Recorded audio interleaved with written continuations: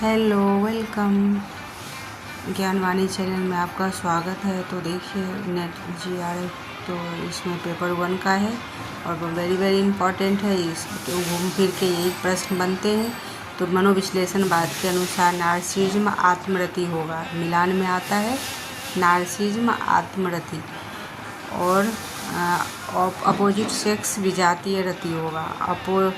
ऑडिप्स मातृरति और इलेक्ट्रा में पितृरति, मतलब पिता भक्त होता है ना, पितृरति है तो इलेक्ट्रा होगा। मातृरति में मातृभक्त होगा ऑडिप्स।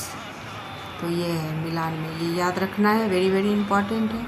और सार्त्र का अस्तित्ववाद है और रोमन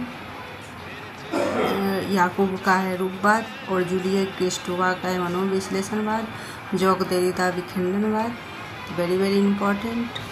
और अच्छी लगे PYQ तो लाइक एवं सब्सक्राइब